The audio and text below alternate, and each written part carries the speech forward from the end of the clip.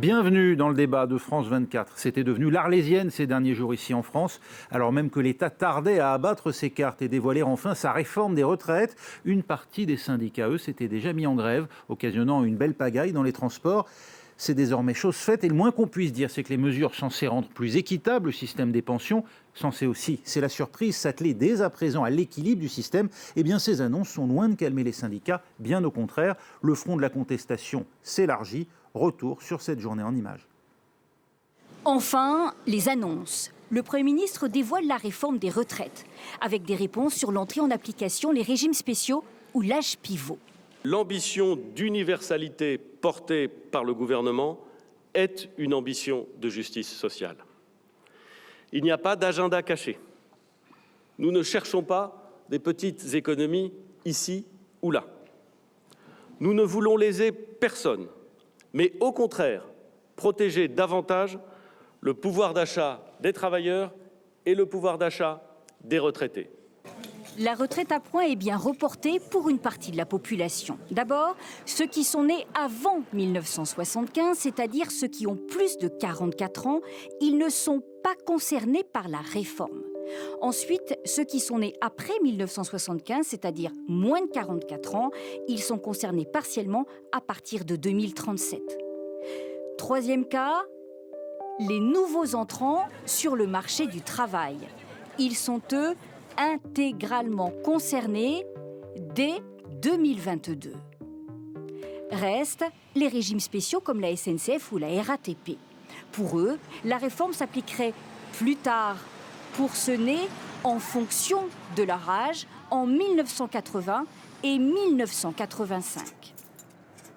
Autre point crucial de la réforme, il y aura bien un âge pivot fixé à 64 ans, mis en place progressivement d'ici 2027 pour inciter les actifs à travailler plus longtemps.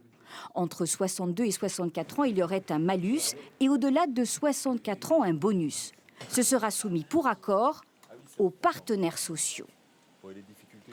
Par ailleurs, le Premier ministre prévoit de revaloriser les petites retraites. Le minimum de pension sera revalorisé dès 2022. Ainsi, une personne ayant fait toute sa carrière au SMIC percevra 1 000 € net par mois de retraite dès 2022. Ce sera une révolution sociale qui restera comme une conquête, notamment pour les agriculteurs, les artisans, les commerçants. Enfin, un important volet est prévu sur la pénibilité, avec notamment une meilleure prise en compte du travail de nuit. Alors quel avenir pour ce projet de réforme? On en débat avec Stéphanie Mateudy-Lecoq. Bonjour, vous dirigez à la société Art du dialogue social. Avec également Rémi Aufrère-Privel, secrétaire général adjoint de la CFDT Cheminots. Avec Alain Fabre, responsable des études économiques de l'organisation patronale éthique. Bonsoir. Et puis avec Frédéric Bizard, économiste, expert en protection sociale. Vous enseignez à l'ESCP Europe. Merci à vous quatre d'avoir accepté de débattre. Stéphanie Mateudy-Lecoq, c'est l'invité surprise, cette mesure d'âge paramétrique, comme on dit, un âge pivot donc de 64 ans à partir de 2027. Comment ça fonctionne? Et qu'est-ce qui change surtout par rapport au régime actuel? Alors au niveau de la retraite pivot, actuellement c'est 62 ans l'âge légal de départ en retraite. Ça veut dire que si vous avez votre retraite finalement à taux plein, que vous souhaitez partir à 62 ans, entre 62 ans et 64 ans, vous allez avoir tout simplement une pension versée, mais avec un malus. Donc vous allez partir finalement avec moins de prévu. Il va falloir attendre 64 ans pour toucher vraiment votre retraite à taux plein, alors que vous y avez droit dès 62 ans. À retarder l'âge de départ en retraite. Et quelque part, oui, ça revient clairement à retarder l'âge légal de départ en retraite à 64 ans. Donc, pour les carrières longues, même s'il y a des spécificités, c'est un peu injuste quand même. C'est un casus belli, ça, pour la CFDT, Rémi Aufrère-Privel. On a entendu aujourd'hui Laurent Berger réagir très rapidement après l'annonce du projet par le Premier ministre, parlant d'une ligne rouge qui aurait été franchie. Mais évidemment, parce que c'est une mini-réforme paramétrique avant la vraie réforme systémique que porte la CFDT. Nous voulons absolument une réforme systémique. C'est Vous êtes une opposé obligation. à ce qu'on touche aux paramètres pour un retour à l'équilibre? Non, mais nous sommes opposés à ce qu'on touche aujourd'hui aux paramètres, puisque, en plus, c'est très contradictoire dans la déclaration du Premier ministre, puisqu'il renvoie une bonne partie quand même de l'évolution et de la construction de cette réforme aux partenaires sociaux, aux organisations patronales et aux organisations syndicales. et lui-même, il décide, écoutez, vous aurez un âge de 64 ans. Il nous impose une mesure paramétrique avant même qu'on se mette autour de la table et qu'on joue la politique contractuelle. Vous êtes opposé par principe à ce qu'on recule l'âge de départ en retraite ? Nous sommes opposés à toute mesure, à toute réforme paramétrique. Pourquoi ? Ce n'est pas... Parce que ce n'est pas au gouvernement de le décider s'il fait vraiment confiance aux partenaires sociaux. On ne peut pas proclamer son amour du dialogue social et du paritarisme comme ce qui a été fait à travers cette déclaration et dire « moi, le gouvernement, je fixe à 64 ans ». Et comme ce qui vient d'être dit, finalement, il y a un cache-sexe. On ne pourra plus vraiment prendre sa retraite à 62 ans, ou alors avec une pension largement diminuée, il faudra la prendre à 64 ans. Ça veut dire que dans le cadre de négociations ultérieures entre partenaires sociaux, vous n'êtes pas opposé en revanche à ce qu'on mette ce sujet parmi d'autres sur la table. Et nous verrons plus tard. Tous les sujets peuvent être mis sur la table ensuite lorsqu'on gère paritairement le système. Alain Fabre, on a entendu Geoffroy Roux de Bézieux pour le MEDEF saluer une réforme équilibrée, ce sont ses mots. C'est votre avis aussi ? D'une manière générale, oui, c'est une réforme équilibrée. Je crois que, en fait, d'abord, c'est un exercice de rationalisation. Quelles que soient les modalités techniques qu'on peut utiliser, il faut tout de même, allonger la durée de cotisation. Donc là-dessus, je pense que les choses sont claires, de ce point de vue-là.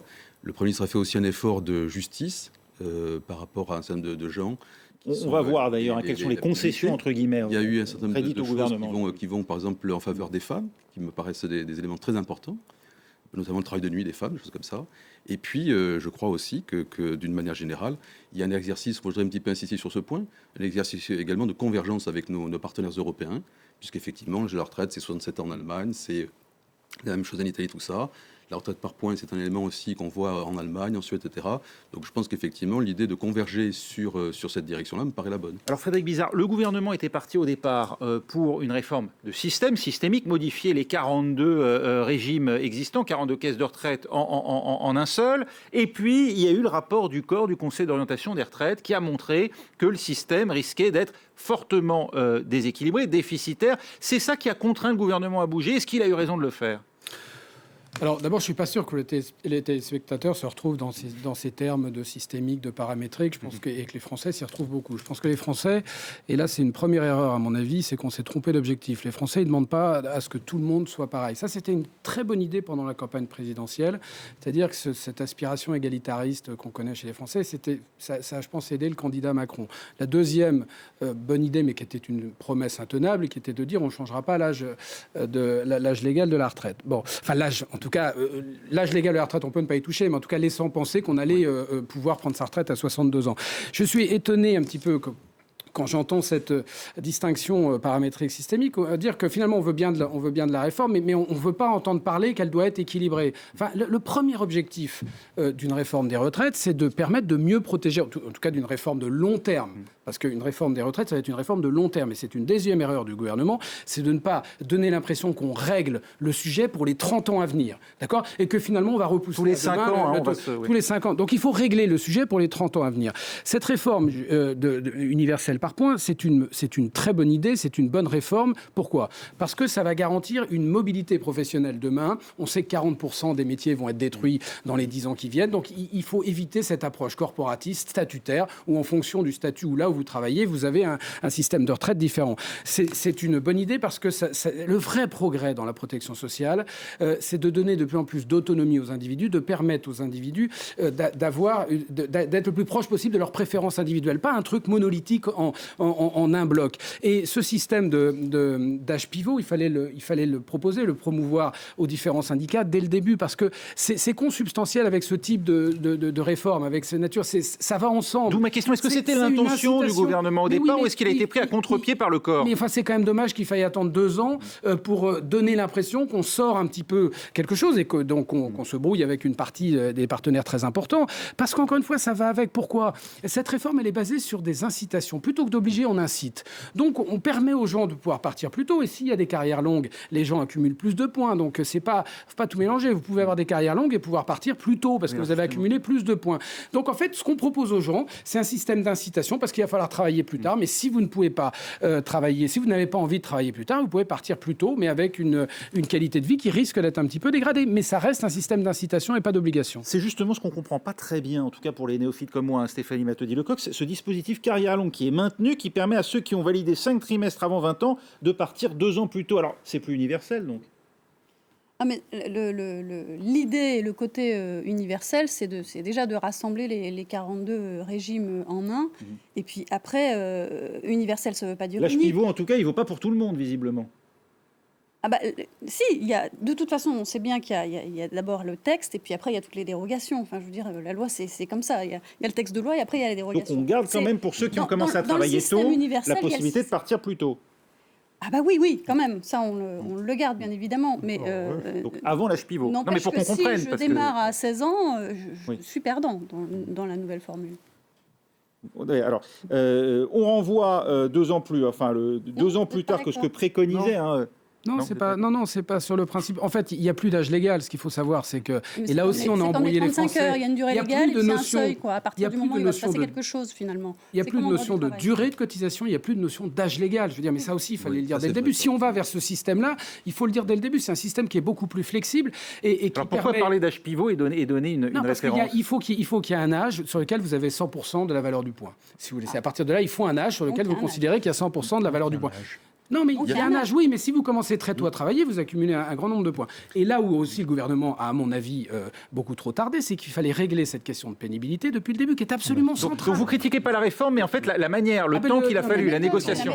La méthodologie employée, je pense que si vous voulez, c'est une réforme de société. Il ne faut pas que ça soit une réforme vue comme étant partisane. Oui. Il fallait mettre autour de la table des gens de sensibilité politique et syndicale différentes dès le début. Enfin, à mon avis, en tout cas, pour réussir cette réforme-là. Donc il y a une mauvaise méthodologie. On n'a pas su transformer ça en un projet politique, si vous voulez, jugé comme étant plutôt rassembleur. Et ça, c'est une condition sine qua non. Alain Favre, est-ce qu'on a coulé une bonne réforme avec une mauvaise méthode? Alors sur la méthode, on peut toujours y revenir. Je ne sais pas si le consensus en France est aussi facile que ça, parce qu'on n'est pas un pays, moi je connais un petit peu 45. Plus l'Allemagne, etc. Il y a une forme de consensus qui est beaucoup plus facile, les syndicats ne jouent pas les choses de la même manière, donc c'est vraiment très différent. Je ne suis pas persuadé que le consensus, en revanche, c'est vrai que tout le monde a un petit peu dit qu'il y a une forme de génération de stress sur le fait d'avoir un projet, donc on ne connaissait pas grand-chose au fond. Et donc il y a un certain nombre de fantasmes qui ont circulé. D'ailleurs, le Premier ministre a voulu un petit peu leur tordre le cou aujourd'hui.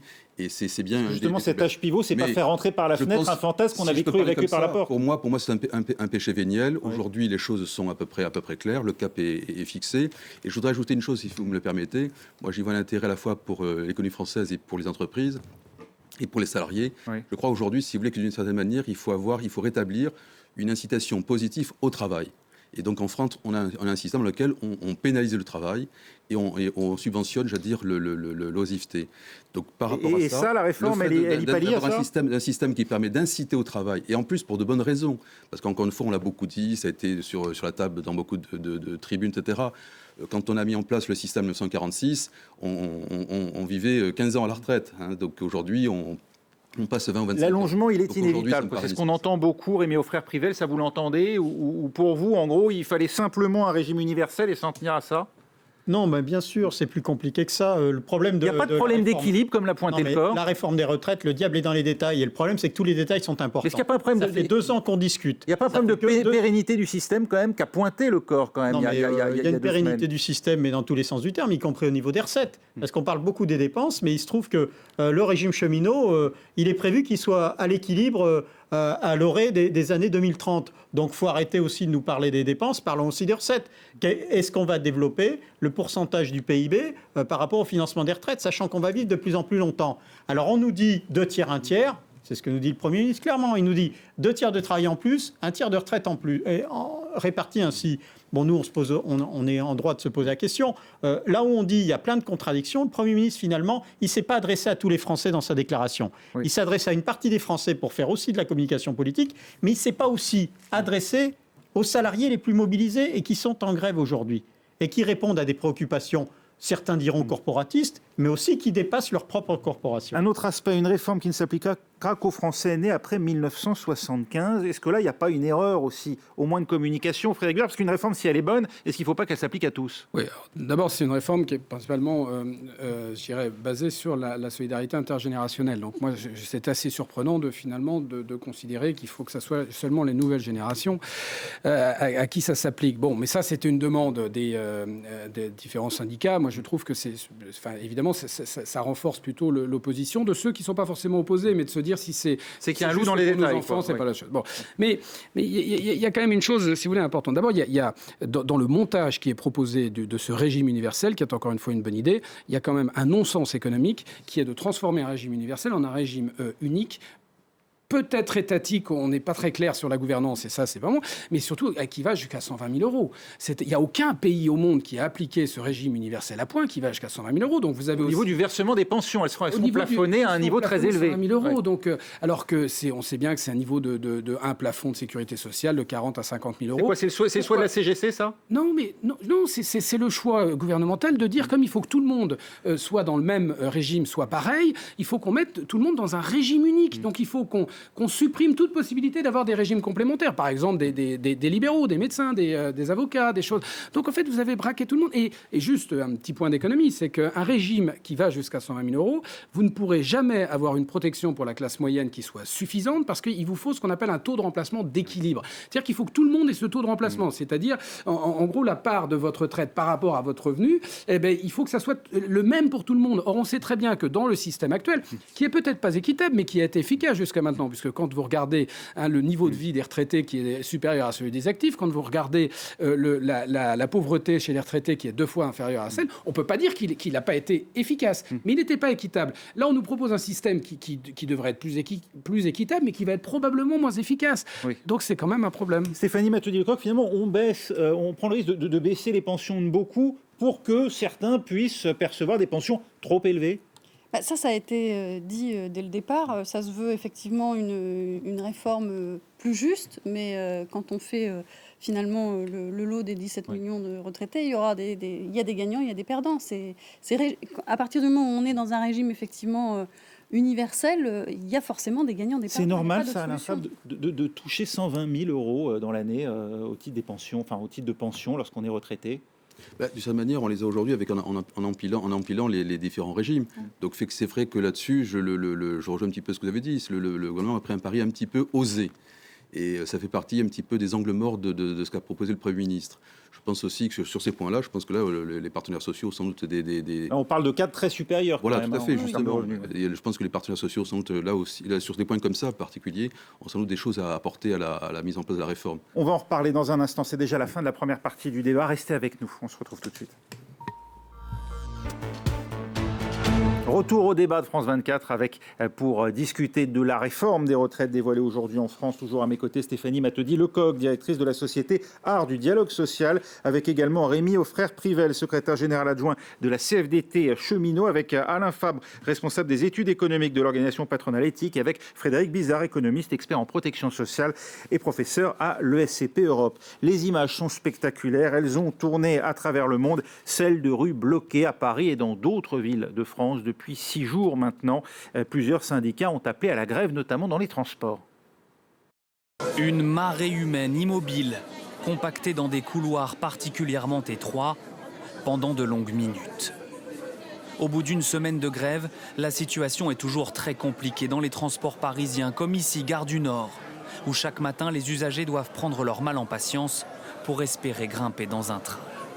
On a besoin de travailler aussi, parce qu'avec tout ça, ça nous empêche de pouvoir circuler. Alors ce serait bien que ça se calme un peu. Mais à l'arrivée de chaque RER, les mêmes scènes de cohue et une lassitude qui s'installe chez certains usagers.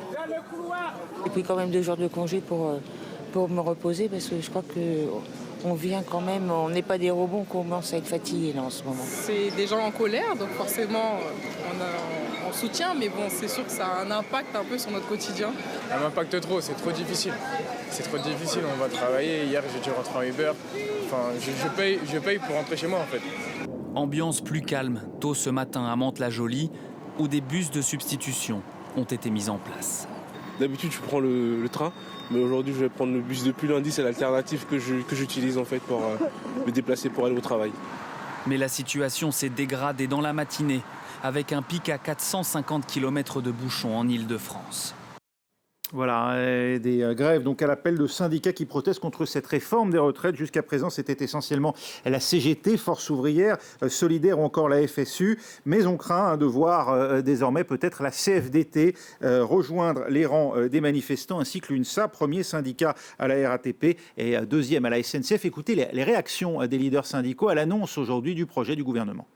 La CFDT avait fixé une ligne rouge. Cette ligne rouge, c'était la réforme paramétrique, le fait qu'il n'y ait pas de mesure d'âge pour obliger à travailler plus longtemps. Deuxièmement, dans cette réforme, les mesures sociales qui sont annoncées sont insuffisantes, notamment sur la question de la pénibilité. Je réunis le Bureau national de la CFDT pour savoir comment on va agir dans les semaines à venir.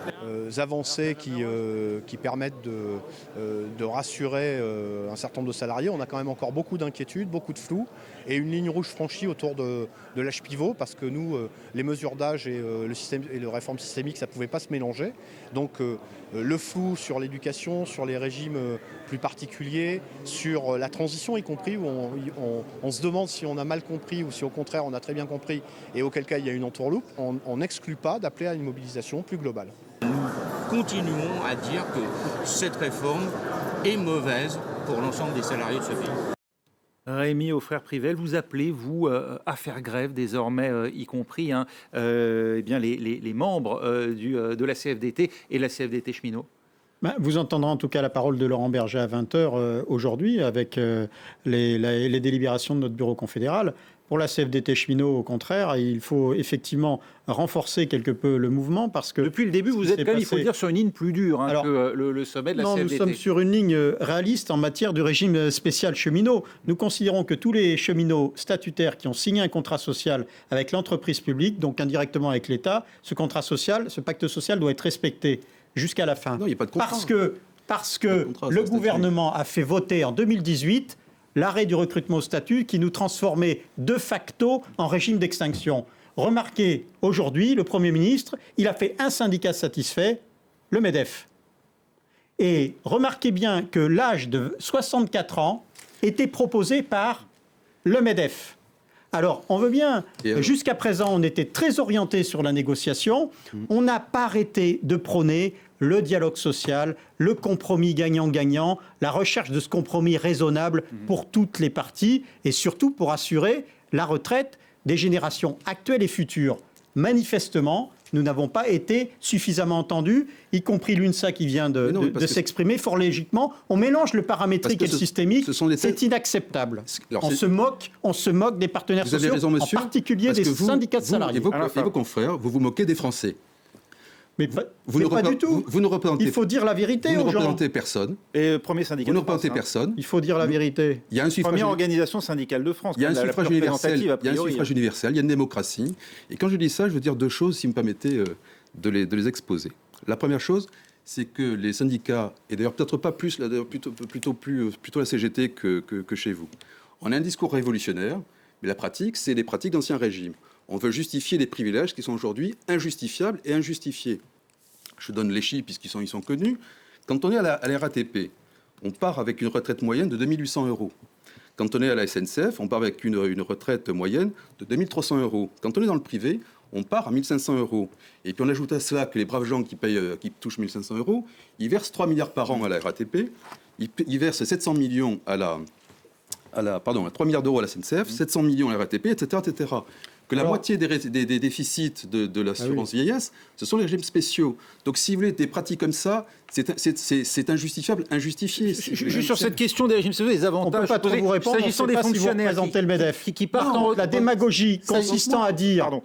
À durée de cotisation égale, parce qu'il faut quand même rétablir la vérité. À durée de cotisation égale, le cheminot statutaire et le salarié du régime général, à durée de cotisation égale, atteint le même niveau de pension. Donc c'est un mensonge que de traiter les régimes spéciaux de privilégiés. Ce que vous venez de dire, c'est de la communication démagogique, complètement démagogique, vous expliquez, applicable simplement au MEDEF. Pour ceux qui nous regardent notamment de l'étranger, pardonnez-moi. Vous n'êtes pas représentant du MEDEF parce que nous aurions l'occasion de parler un peu plus fort. Pour ceux qui nous regardent de l'étranger, comment comprendre que des fonctionnaires partent avec comme base de calcul de leur pension les 6 derniers mois, lorsque ce sont les 25 années mais parce qu'un agent SNCF Pourquoi nous ne sommes plus attractifs? Un agent SNCF a un traitement liquidable pour la retraite d'environ 1400, 1500 euros, avec 500 euros de primes qui ne sont pas liquidables pour la retraite. C'est le même problème pour la fonction publique. C'est le même problème des enseignants. Tant que vous n'avez pas intégré toute l'assiette de rémunération dans le calcul des retraites, on arrivera forcément à un calcul logique sur les 6 derniers mois. Et si demain matin, on appliquait aux cheminots statutaires la règle des 25 meilleures années, ça serait une baisse de la pension entre 15 et 30%. Si c'est ce que vous voulez au patronat, dites-le franchement, on fera des économies. Frédéric Bizard. Oui, alors d'abord, moi je crois que cette discussion est révélatrice, de mon avis, de la mauvaise approche que c'est de focaliser le débat sur les régimes spéciaux est une erreur. Pourquoi on le focalise? C'est parce qu'encore une fois, on se trompe d'objectif, puisqu'on dit qu'il faut que ça soit tous pareil. On est sur cette obsession égalitariste qui... Non, mais l'équité et l'égalité, c'est pas la même chose. D'abord, il y a une histoire. La France, elle a une histoire. Les régimes spéciaux, ils ont une histoire. Ils sont arrivés dans les années 1900-1905. Sécu est arrivé en 1945. Et tout ça est lié. Bon, je crois que personne est contre la convergence des régimes qui a lieu depuis 2003. Et aujourd'hui, la plupart des syndicats sont donc d'accord. Donc, à mon avis, il ne faut pas se focaliser parce que tous pareils, dans un système dégradé économiquement qu'on nous annonçait, c'est la chose. Mais en écoutant les deux syndicalistes, là, monsieur Berger et personne de l'UNSA, il y a quelque chose que je trouve frappant.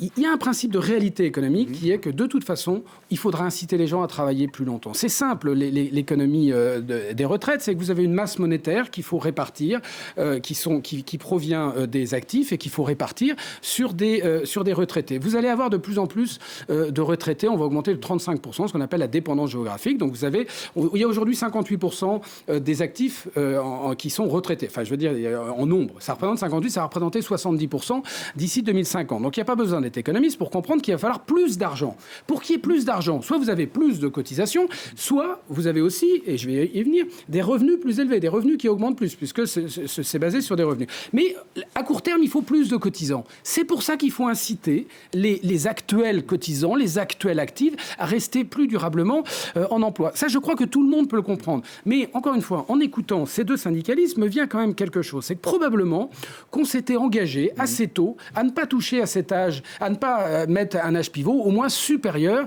à l'âge de la retraite. Eh bien, laissons-le à 62 ans et laissons les partenaires sociaux, si on veut vraiment un système de démocratie sociale, gérer l'équilibre du système ultérieurement. Et on y viendra aux 64 ans. Et on y viendra aux 64 ans, puisque tout le monde est d'accord qu'en 2040, les gens, ils partiront à 64 ans en moyenne, ce qu'on appelle l'âge effectif de la retraite, parce que c'est le sens de l'histoire. Mais là où vous voyez que, là encore, on est quand même sur un problème de méthode, mais sur un doute quand même sur la vraie gouvernance du système de demain. On a étatisé l'assurance chômage, ce qui est contestable. Si on veut étatiser le système des retraites, à ce moment-là, il faut l'assumer. Et on a un modèle à l'anglaise où on a un État-providence qui est un État qui pilote, et puis on supprime les cotisations, et puis on y va par le taxe, et puis on a un système simplement pour les gens les plus défavorisés, et le reste vont dans des assurances privées. Mais vous voyez, ça, c'est le cœur de la discussion qu'il faut avoir. Et là, je comprends un petit peu mieux quand même, parce que j'ai l'impression qu'on s'était engagé sur des choses et qu'au dernier moment, l'annonce du Premier ministre, en fait, met à bas cet engagement-là. Et donc, à mon avis, on s'est vraiment trompé sur un plan politique, là. Stéphanie Matouillet-Lecoq, entre-temps, la CFDT et la CFTC appellent, elles aussi, à rejoindre la mobilisation du 17 décembre, une manifestation nationale qui est prévue le 17 décembre. Alors, ce n'est pas encore un appel à la grève, c'est un appel à manifester. Stéphanie Matouillet-Lecoq. On a une véritable difficulté sur l'exercice même de la démocratie sociale. On est très loin d'une démocratie sociale à l'allemande. On a une défiance, on a un manque de confiance gravissime envers les organisations syndicales. Macron nous l'a montré depuis le début de son quinquennat, donc c'est extrêmement difficile. Mais est-ce qu'elles ont montré leur capacité à faire évoluer le système à l'UNEDIC ou dans les organisations paritaires? Le régime paritaire fonctionne. Le régime Agirc-Arrco, il est bénéficiaire de 60 milliards, donc ils ont montré. C'est un régime par points, donc ils savent le faire. On propose, alors aujourd'hui, effectivement, on a Édouard Philippe qui nous a dit il va y avoir une gouvernance paritaire. Mais le diable se cache dans les détails. La gouvernance paritaire, elle n'y est pas encore, clairement. En tout cas, elle n'est pas du tout comme le système de l'Agirc-Arrco, où finalement, c'est quand même la loi de sécurité sociale qui va décider. Et on écoutera potentiellement, éventuellement, l'avis des partenaires sociaux. Oui. Donc, la gouvernance, elle est encore à améliorer si vraiment on veut que la démocratie sociale soit effective comme on le souhaitait. Mais aujourd'hui, c'est normal. Chaque organisation syndicale a précisé ce qu'il voulait et ce qu'il ne voulait pas. Et finalement, Aujourd'hui, Édouard Philippe a mis tout le monde quelque part en désaccord. Le 17. Sauf le patronat. Sauf c'est sûr que le patronat... Oui, mais d'ailleurs, le patronat qui n'est pas très exigeant sur cette précision. On ne l'a pas entendu sur la gouvernance. Mais là, il faut réinventer. Le patronat. Mais n'empêche que le 17 décembre, je ne vais pas dire tout le monde sera dans la rue parce que ce ne sera pas possible, mais vous vous rendez compte qu'une organisation comme la CFTC, parce que la question de la femme et de la retraite des femmes n'a pas été finalement assez travaillée. Même dans cette question du travail de nuit.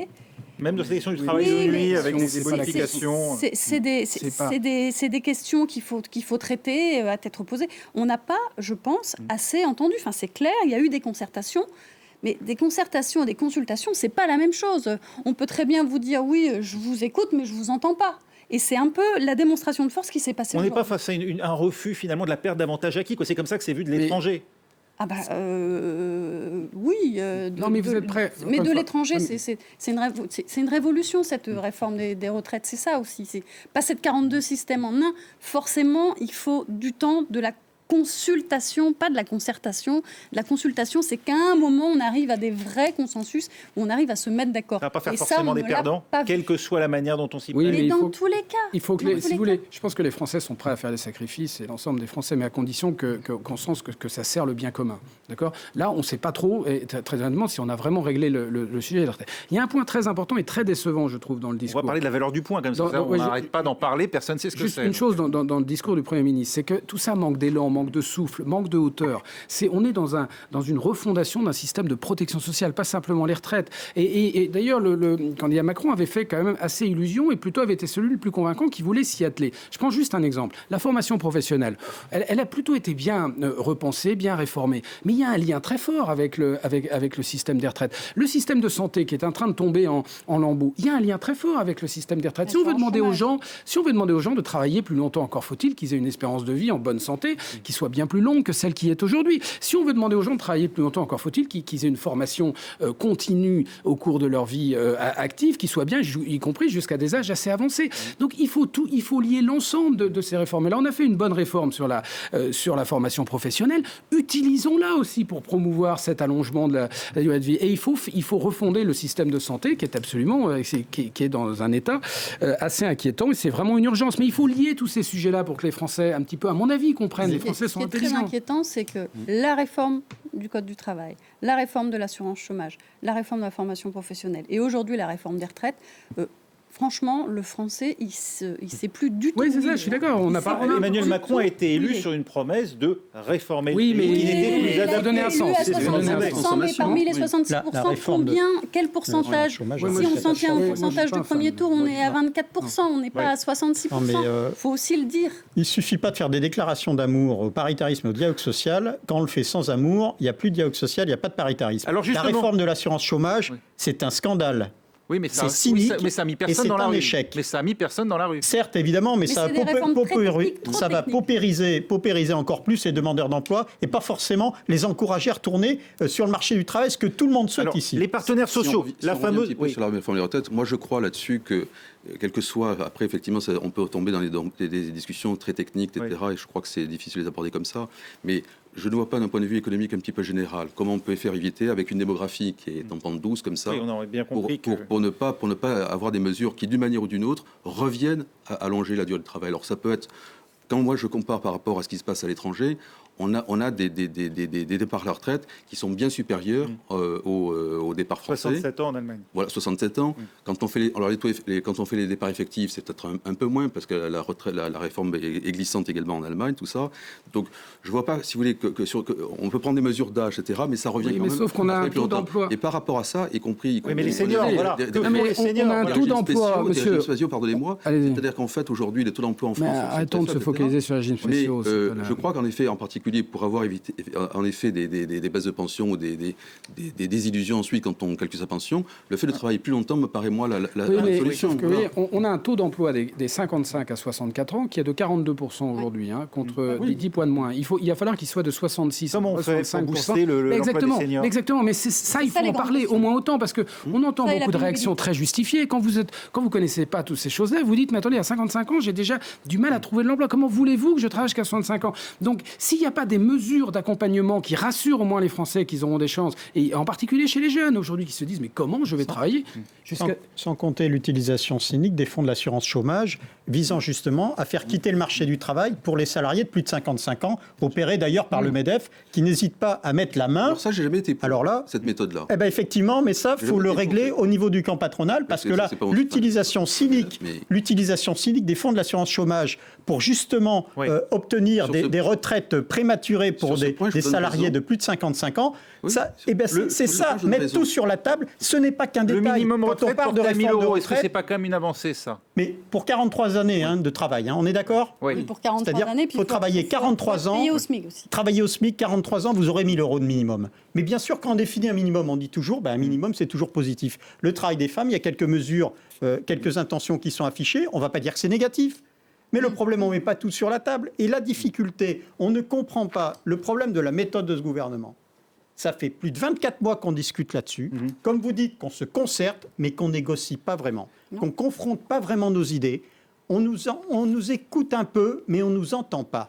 On ne dit pas que les syndicats ont raison, que le patronat a raison. Il s'agit d'être plus raisonnable. Trouver le compromis gagnant-gagnant, c'est vraiment l'acceptation de l'idée de l'autre et puis de la travailler, de la malaxer. Ça n'a pas été fait. Manifestement, ça n'a pas été fait. On arrive aujourd'hui à un résultat où la CFDT, qui est le syndicat le plus ouvert, qui milite ardemment avec la plus grande détermination pour la réforme systémique, est aujourd'hui mis en cause avec la déclaration du Premier ministre. Ce qui alimente aussi, il faut le dire, la méfiance, l'inquiétude des syndicats et des salariés et des agents de la fonction publique, c'est notamment cette fameuse valeur du point. Elle est cruciale parce que c'est elle qui déterminera le montant futur des pensions, puisqu'on multiplie la valeur du point par le nombre de points qu'aura accumulé chaque salarié au moment de prendre sa retraite. Édouard Philippe assure que la valeur du point ne bougera pas, qu'elle sera garantie par une règle d'or, avec l'obligation du système d'être à l'équilibre par période de 5 ans, et c'est l'organisme paritaire chargé de la gouvernance qui devra jouer sur d'autres paramètres pour maintenir l'équilibre.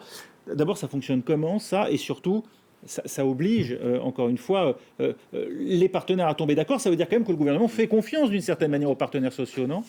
Oui, non, parce qu'il y a effectivement cette fameuse règle d'or où, de toute façon, ça doit être à l'équilibre tous les 5 ans, sur une durée de 5 ans. Et sans que la valeur du point baisse, parce qu'elle est indexée sur le niveau des revenus. De toute façon, la valeur du point ne doit pas baisser. Je pense que M. l'économiste s'en sortira mieux que nous. Mais c'est une première aberration, ça. Et d'un point de vue de la... Pourquoi une aberration? Si vous avez une crise économique majeure... les revenus baissent. Et les revenus baissent, c'est la chose, vous êtes bien obligé de faire baisser le point. Mais là aussi, on mélange les choses, parce que qui va gouverner la chose? Autant, je pense que le gouvernement doit fixer une règle d'or, d'équilibre. On sait qu'il faut des structures, ce qu'on appelle des déficits structurels zéro sur un cycle économique. Vous ne pouvez pas accumuler des déficits dans un système social, que ce soit les retraites ou les autres. Donc on fixe un règle d'or. Mais soit on fait confiance à la démocratie sociale et on les laisse piloter le système, où vous pouvez jouer sur différents paramètres. Ce qu'ils disent, on va les laisser, puis s'ils n'y arrivent pas, on intervient. D'abord, excusez-moi, c'est aberrant économiquement de dire on va garantir qu'il n'y ait pas de baisse du point. Rien que cet aspect-là crée un doute. Maintenant, le fait de dire que vous allez l'indexer sur les salaires, c'est en effet, en théorie, la bonne stratégie, parce que ça permet, pour ceux qui ne sont pas forcément spécialistes, de vous garantir que vous n'allez pas perdre du pouvoir d'achat par rapport aux actifs. Bon, donc ça, c'est plutôt une rigidité des salaires en France par rapport à... Ça ne veut pas dire pas perdre de pouvoir d'achat tout court, parce que c'est pas indexé sur l'inflation. Il y a une sorte de rigidité des salaires. Oui, mais les salaires sont supérieurs à l'inflation. Stéphanie Mattoni.